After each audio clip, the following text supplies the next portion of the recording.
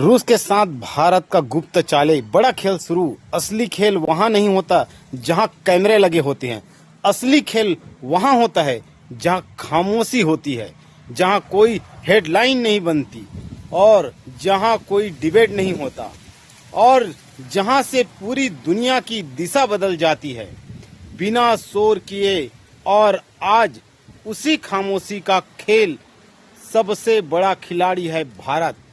जी हाँ दोस्तों, आप लोगों ने जब भी टीवी खोलिएगा तो देखिएगा हर जगह क्या दिखाएगा, अमेरिका वर्सेस बनाम ईरान, वेस्ट इंडीज या वेस्ट एशिया में टेंशन, भारत पाकिस्तान, यूक्रेन रूस युद्ध। पर असली कहानी इस सब के बीच हुई है, क्योंकि दुनिया का ध्यान भटक रहा है तब भारत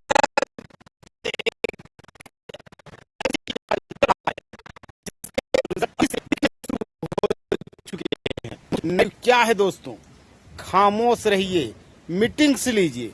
ये सब अचानक नहीं हो रहा है, ये एक लंबा खेल है, सालों से चल रहा है। एक एक करके मीटिंग्स, कुछ सामने आई है ऐसी बातें, कुछ कभी सामने आई ही नहीं है। कभी कमरा खाली करवा दिया जाता है, जी हाँ दोस्तों, और कभी मीटिंग की खबर ही नहीं बाहर आने दी जाती, क्योंकि ये डिप्लोमेटिक मीटिंग्स नहीं है, ये है वर्किंग रिलेशनशिप है। और ये वो लेवल है जहां देश अपने सबसे बड़े सीक्रेट्स शेयर करते हैं।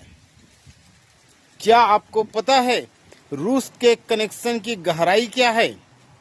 अब जरा सोचिए, एक देश का टॉप सिक्योरिटी अधिकारी दूसरे देश के राष्ट्रपति से बार बार मिले, ये नॉर्मल प्रोटोकॉल नहीं होता।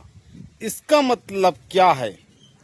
इसका मतलब सीधा कनेक्शन, सीधी बात और सीधी एक्शन पर बात हो रही है।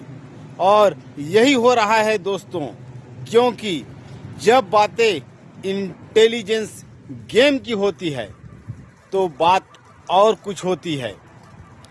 अब हाल ही में जो घटनाएं सामने आई हैं, विदेशी नागरिकों की गिरफ्तारी, नेटवर्क का खुलासा हुआ, ये सब अचानक नहीं होता मेरे दोस्त। इसके पीछे होता है इंटेलिजेंस का एक नेटवर्क, और कौन कहां से आ रहा है, किस मकसद से आ रहा है और किससे जुड़ा हुआ है, ये सब तब पता चलता है जब दूसरे देश या देश के साथ किसी और व्यक्ति का साथ हो और गहरी जानकारी शेयर करते हों। क्योंकि नॉर्थ ईस्ट आंतरिक खतरे की बातें भी इसमें जुड़ी हुई है। भारत के सामने सिर्फ बॉर्डर का खतरा नहीं है, अंदर भी कई लेयर के खतरे बैठे हुए हैं। नॉर्थ ईस्ट पुराने नेटवर्क आपको पता होगा, कौन सा, कन्वर्जन एजेंडा का, नक्सल प्रभाव का। एक समय था जब देश के अंदर ही एक रेड कॉरिडोर बन चुका था, जहां सरकार की पहुंच तक मुश्किल थी, लेकिन धीरे धीरे उसे खत्म किया गया। और अब वही कोशिश फिर से अलग अलग जगहों पर की जा रही है। ये रणनीति दर्द देने वाला पॉइंट जरूर है दोस्तों। दुनिया कैसे काम करती है?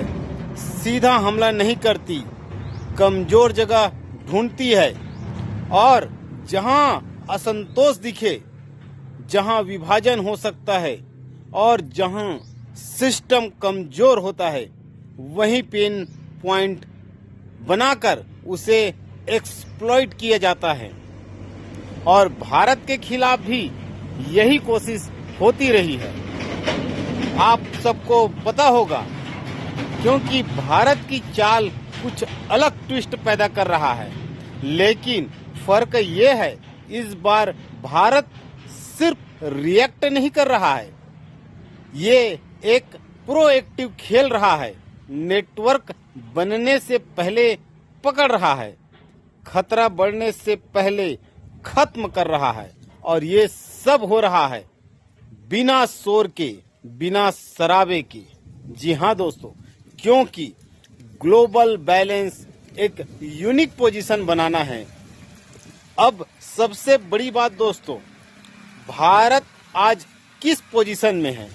एक तरफ अमेरिका के साथ व्यापार, तो दूसरी तरफ रूस से संबंध, और तीसरे तरफ वेस्ट एशिया से कनेक्शन, और वहीं चौथे तरफ इजराइल के साथ सहयोग। सोचिए, दुनिया के जितने भी बड़े पावर ब्लॉक्स हैं, भारत के साथ रिलेशन रख रहा है। और